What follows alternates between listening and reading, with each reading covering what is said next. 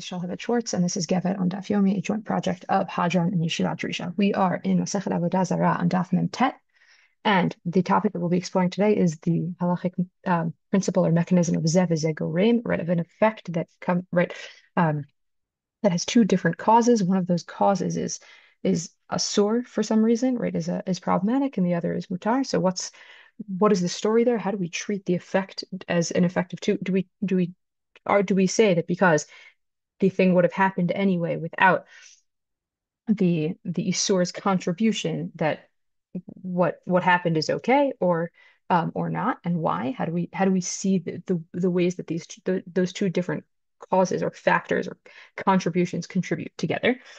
What we're going to look at is a machloket Rashi Tosafot in our sugya about grafting trees, machloket, and how to read a particular case that leads into a broader machloket about the status of or about the nature of zev Gorem and how it works.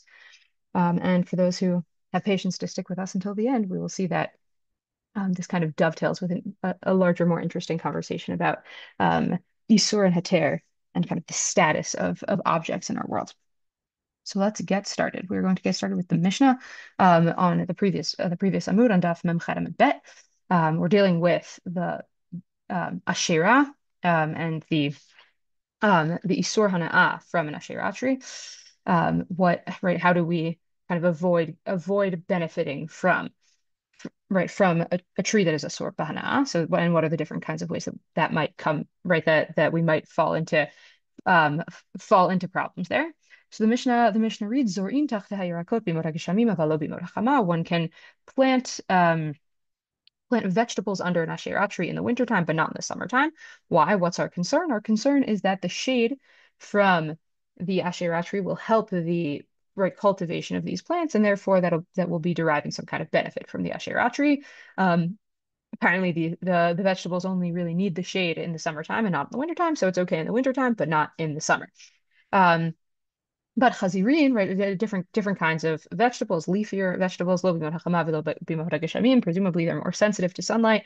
And even the sun even the winter sun is too strong for them. Even the shade in the wintertime is beneficial, and therefore, planting under an asherah tree would be problematic no matter what time of year. Now we get to the interesting part, which is Rabbi Yossi is cholek on the position of Tanna Kama. Rabbi Yossi disagrees, and he says, no, vegetables are a problem both in the wintertime and in the summertime. Rabbi Yossi Omer af lo yirakot b'mot hageshamim. Why? Right? What's the problem? The problem is that there are going to be these dry leaves that fall off of the tree, and they contribute to kind of to serve as fertilizer for these plants, right? And because they're fertilizing these plants, they're helping the production of this plant.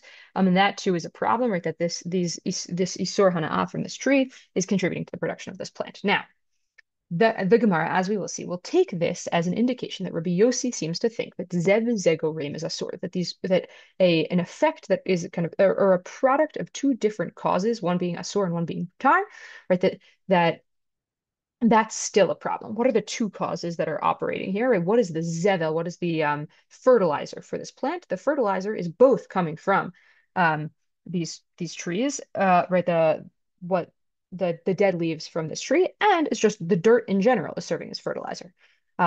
So the Gemara is going to take this as Rabbi Yossi saying it doesn't matter that there's also dirt and that the plant would have been fertilized anyway. The fact that the fertilization is being right, that these dead leaves are contributing to the fertilization, that in and of itself is a problem.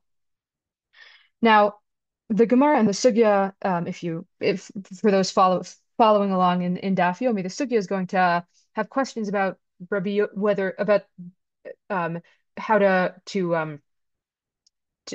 about locating those positions as the positions of attributing them to Rabbi Yossi versus Tanna Kama, right? It's going to seem from other sources that Rabbi Yossi actually thinks the opposite, and the Gemara is going to end up flipping the shitot. We're not going to really get into that now, but we're going to look at one of the proofs that the Gemara brings, a different breita in the name of Rabbi Yossi, as a window into some questions about the nature of zev Gorem, right? And so we're going to look at this breita that the Gemara brings on the next daf as a proof that maybe Rabbi Yossi actually thinks, hey, zev Gorem is not right. Zev Gorem is not issur. Maybe it's mutar.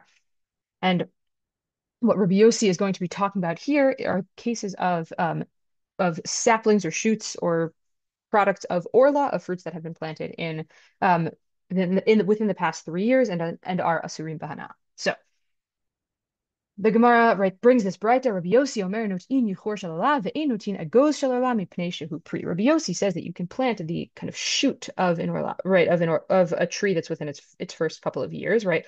You can plant the shoot, that's fine. But ein notin agos shalala, you can't plant a nut of orla. Why? Because the nut is considered to be a pri. The nut is considered to be a fruit. Fruits of an orla tree, right, a tree within its first 3 years, its fruits are asurim bahana.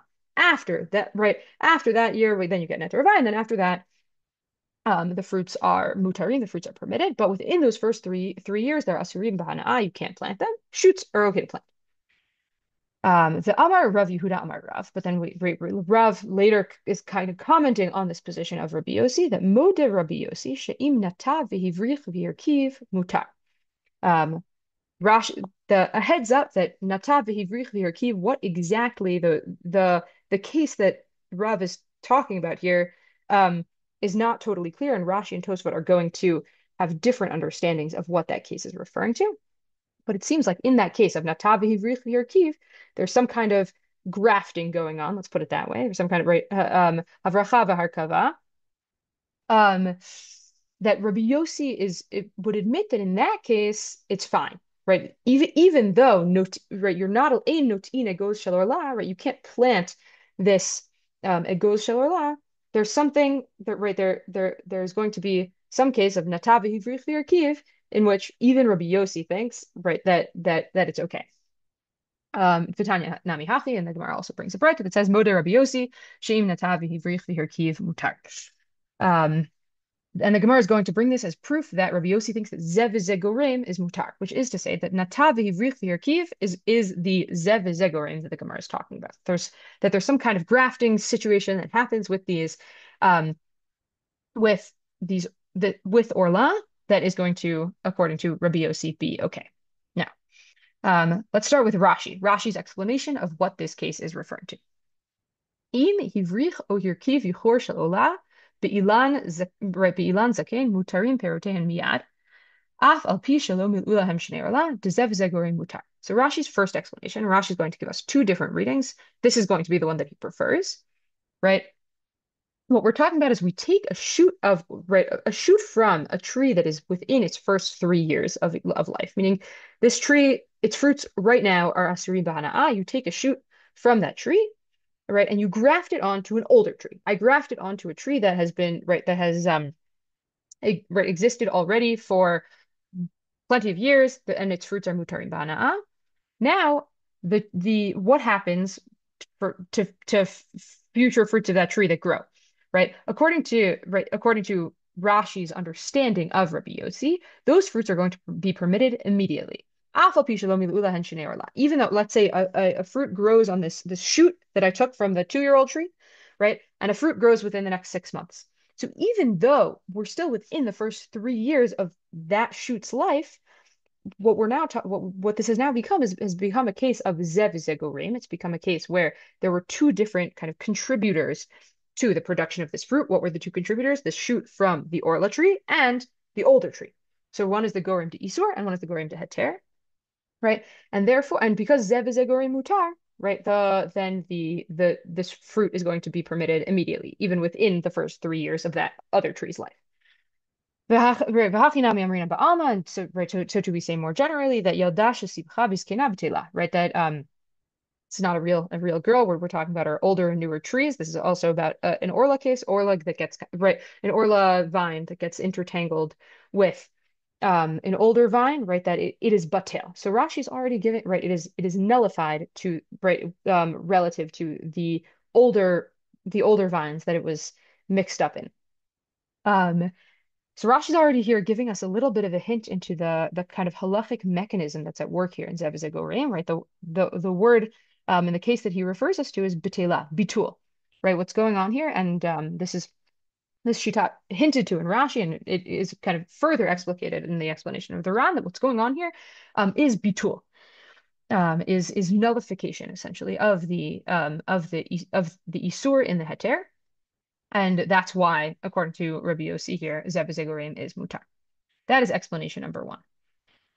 Okay, now Rashi is going to give us his second explanation. What is this case of natavi vrich v'hir kiv? According to the second explanation, lashon acher im nataha agos shel orla shehu issur hanaa.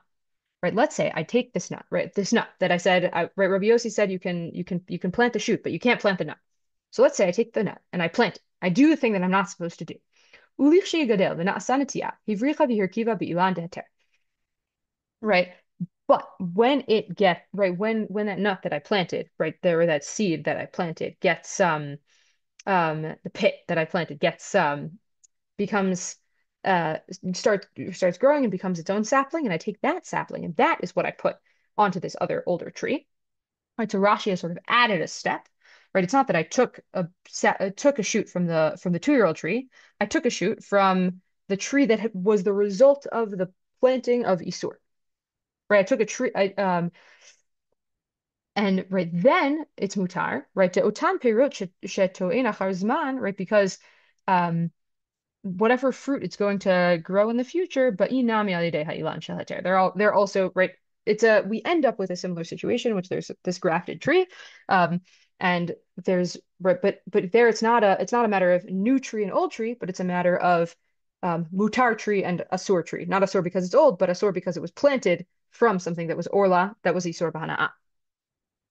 Right, so that's going to be the explanation number two of Rashi, right? That there was this extra step where I planted the thing that I wasn't supposed to plant, and now my new tree is issur b'hana'ah entirely.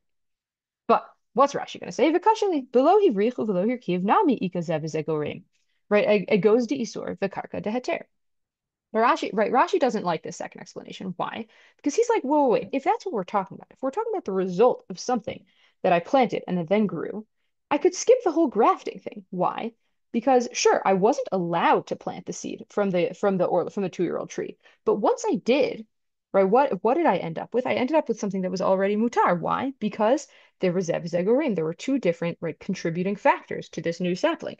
One was the agos, that was issur, and but also what else contributed to the growth of that tree? The karka, that was heter, right? The ground, which was mutar, and that's already zev zegorim. So I could skip the grafting.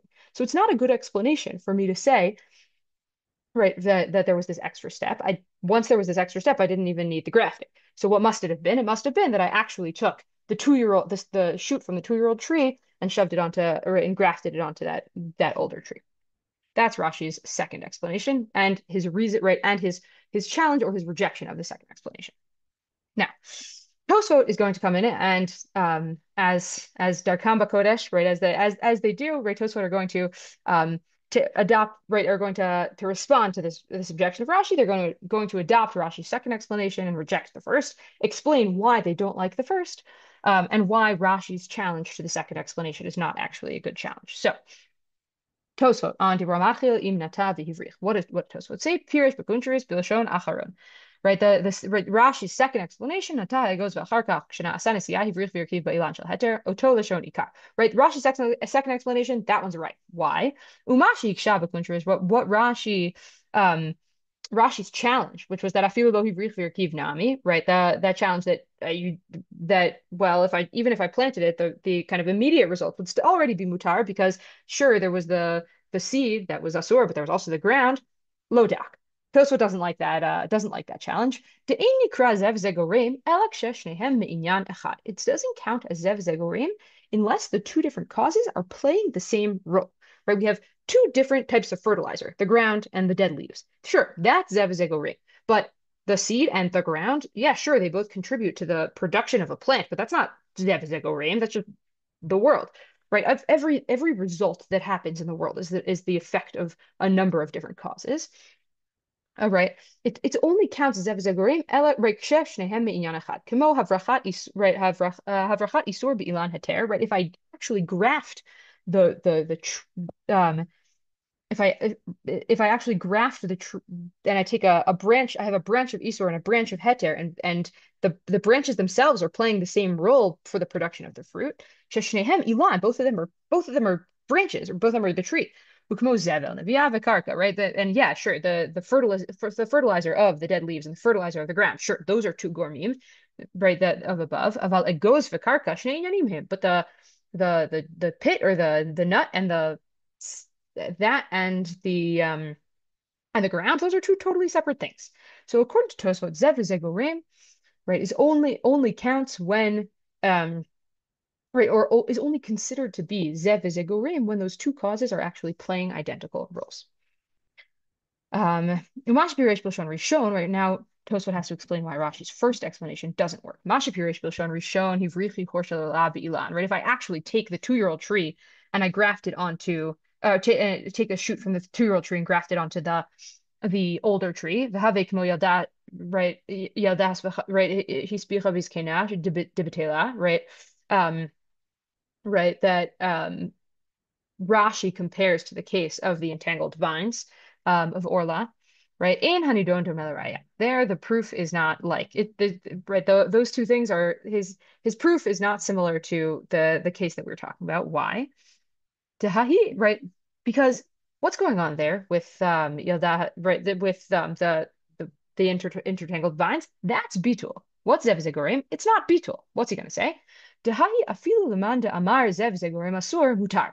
There, with the intertangled vines, right? Even according to the opinion that zev zegorim asur, that would still be mutar. Everyone holds a bitul. That's just a case of bitul. You can drop a drop of milk in your pot of chicken soup and it's batel, even if you think that zev is zegure masor. That's not what's going on here. What's going on here is not a case of bittul. Kevan shebatla baskena right v'kein mashma b'lashon batla. Right there, what we're talking about is bittul. That and which has no relation to two contributing causes. There you have two different items that are mixed up in each other, right? The issur and the mutar, and we say that the issur is nullified according to certain kinds of principles, rove, shishim, right, no tam, whatever it is, depending on the case. But that's not what's going on here. It's not like I took an orla fruit and got it mixed up with 50 non-orla fruits. What happens is I had two different, right, I had an orla branch and a non-orla branch that both together contributed to um, the the production of this right of this new item. So right, he rejects Rashi's explanation because right the mechanism of bittul that's agreed upon by anyone. It has nothing to do with the machloket about zev zegorim. So right, just let's make some seder here about this machloket Rashi Tosfot. Right, um, right. We know that Rabbi Yossi is moda about this case of natavi hivrich v'hirkiv. Right, and what is right? What are the two different explanations of what exactly that case is referring to? Right, option number one, you attach the orla shoots to the older tree.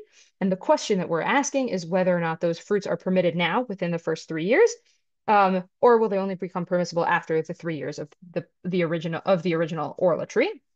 That's explanation number one. Explanation number two is going to be taking when we actually planted the orla fruit and there which was asur b'hana'ah, did something asur b'hana'ah and get the result, which is right now this new shoot and we take that shoot and put it into another tree, right?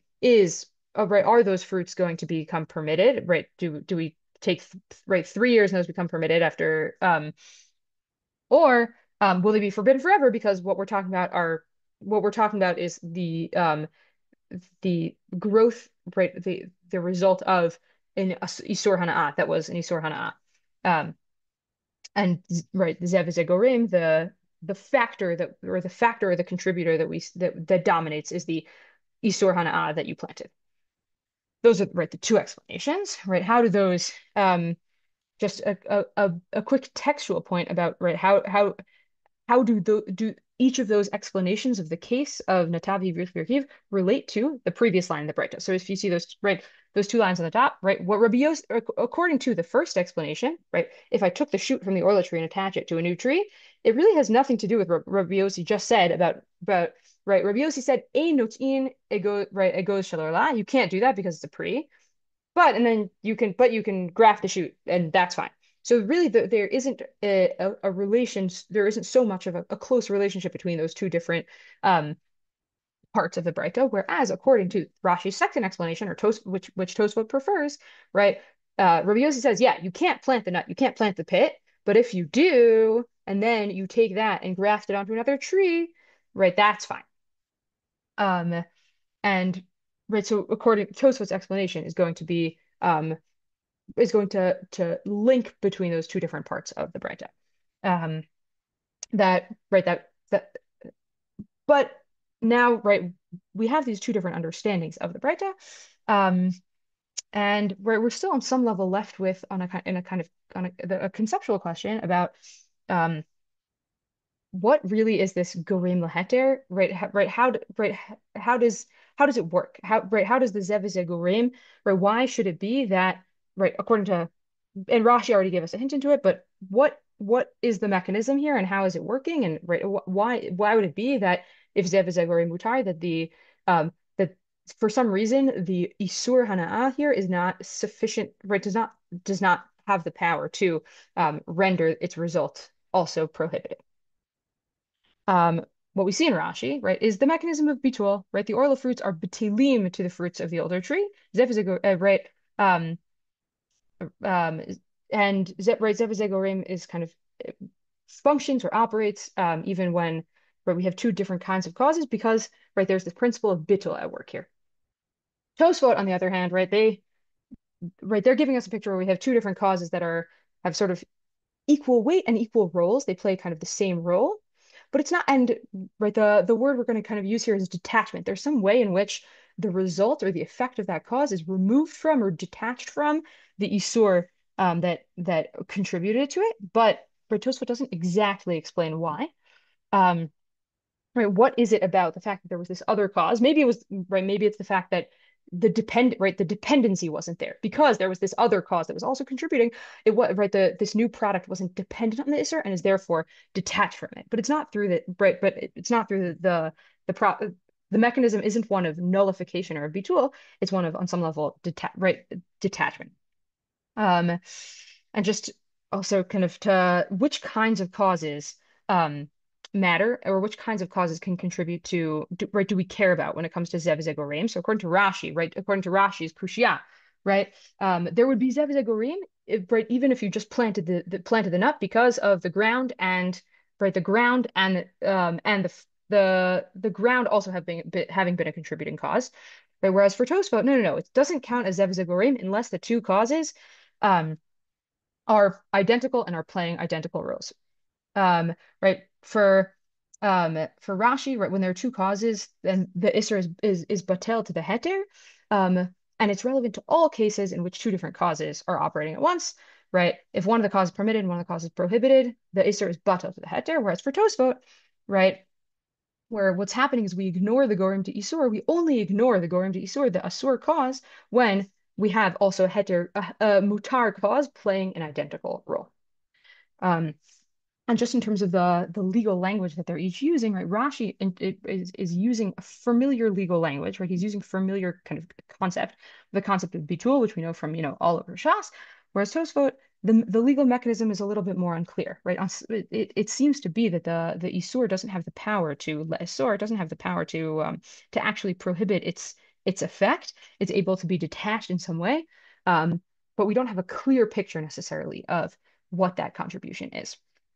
Um, now we're going to do a little bit of a zoom in to Shitat Rashi, to this Shita that it's bitul, and we're going to see a couple of different a couple of different later Parshanim trying to understand exactly right what Rashi or what it could mean that that Zev works kind of operates as a form of bitul, and what would be the ramifications of taking that understanding of that really being the legal mechanism here. So we're going to start with the Magen Avraham commentary on the commentary on the Shulchan Aruch here, who has a question about Shitat Rashi, and ultimately is going to make a pretty significant caveat based on Rashi's understanding of Zev Zegorim. I'm just going to read what's in yellow here. Where the Magen Avraham says, "Well, behekdesh afilu be'elef lo batil asur." Right, we have zev zegorim, and we know that the issur is batel to the heter, is nullified to the heter, but there are going to be certain circumstances, the Magen Avraham says, in which that doesn't work. What are those circumstances going to be? Those are going to be all the cases in which, in general, bitul doesn't work. Right, for example, hekdesh isn't batel. Right? There some other examples, right? Davar sheish bo motirin isn't batel, right? Some in general, right, you need a rove to be batel. So what the Magen Avraham is going to say here is that zev zegorim, right? If the mechanism here is bitul, it's going to work according to all of the rules of bitul, and therefore they're going to be right, if one of my gormim is hekdesh, right, not batel. So zev gorim in a case of hekdesh is going to be asur, even though in general zev gorim is going to be mutar. Presumably, you would write you would need a rof, right? Like if right, the Magen Avraham is taking Rashi's shita to its logical conclusion. If this is bitul, then it's bitul, and it works according to all the rules of bitul. Problem is that we don't see any reference to that in the sugya, and that it's not totally clear with Zev Zegorim, right? I guess with the grafting of a tree, it seems like there is a kind of rove, but most of the tree is this old tree, so there seems to be a rove there, but we don't we don't hear of the principles of bitul or the rules of bitul being operative in when it comes to zev zegorim. And so for that reason, Rabbeinu David in commentary on Pesachim is going to actually try to draw a distinction. He's going to say, no, zev zegorim is a special kind of bitul. It is bitul. Rashi is not wrong, um, but it is not subject to all of the general rules that we know about the process of bitul. I'm starting to read from the second paragraph here. It's still white, but the hatshuva, right? Shelo timtza zehadin, right? Zehadin shel zev zegorim ela b'she'ein bahem ta'amo v'lo mamasho shel issur. So what, right? The zev zegorim is going to operate when there isn't right, the physical, the issur isn't physically present, right? And it's mamash or ta'am isn't physically present, right? We're not talking about um a drop of milk that drops into your pot, rather when it's a contributing cause. And then when it's a contributing cause, the sheyesh right sham gorem acher shel heter, right she'ein kol hatikun shelo lo b'issur ela b'siyua mimenu. Right, and it's special, right, because what we're talking about is not an issur object that gets mixed up in something, but that it's a contributing factor or a contributing cause, and therefore because of that, it's not going to operate according to all the rules of bitul. We're going to see a kind of a step further in the Shari Yosher, Shimon Shkap, in Achron, who right, tries to really give us an understanding of, okay, why should that matter? Why should the fact that um, why should the fact that something is the koach, right, is a contributing factor rather than its mamash going to make a difference as to whether it operates according to all the rules of bitul, as to right, and it's zev zegorim according to Reb Shimon is going to be mutar even if it's not a rove, right? Even if there's more asur than heter. Why? What's Reb Shimon going to say? Right. Aval heichal she'anu danim rak al koach hagorim. When we're talking about the right the contributing right, force the fact right the issur as a factor or as a cause rather than as something that's physically present. Um, it's going to be different. Why? And now I'm skipping to the yellow. Issur chaser adain right.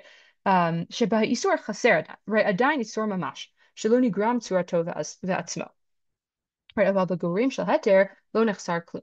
Right, so I have a product that is the result of issur and heter.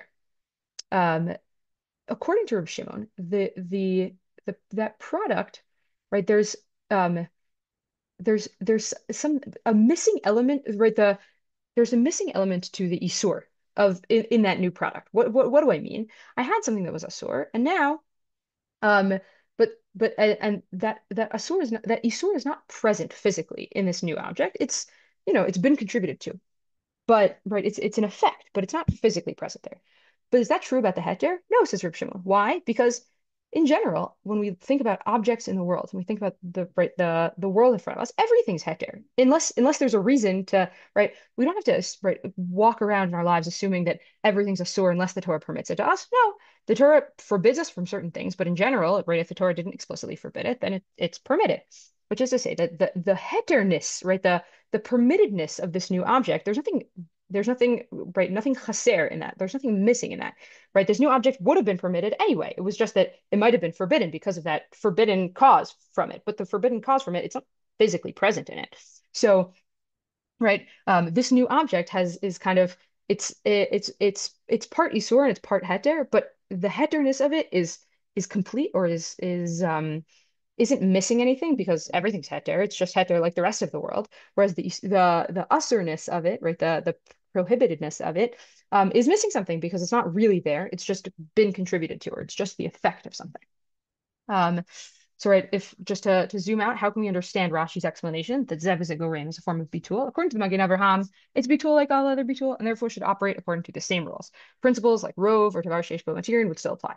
According to Rabbeinu David, no, this is a unique form of Bitul. The rules aren't the same when there isn't a material issur inside the object in question. And Rabbi Shimon gives us almost like a further explanation of that. Why would it be that when there's no material issur, right, it's different? Right. Our starting point is that objects in the world are permitted. And therefore, when the issur is merely a cause and not actually present, right, it does not have, right, it doesn't have as much power relative to the heter, which is actually present. The heter is actually present everywhere. Um, and yeah, hopefully I think that last point, Rabbi Shimon can kind of give us a broader window into maybe how we think about right our what it means to engage with the world as, God-fearing and Torah committed Jews. It doesn't necessarily mean that we now have to look at the world as issur um, unless we have reason to believe otherwise, but that the world is full of objects that are kind of full of things that are there and that are permitted and that are part of the world that we're meant to live in and enjoy. And yeah, sometimes there are things that are going to be prohibited from us, but that on some level, what is permitted is stronger at its core than what is prohibited. So thank you so much and have a great week.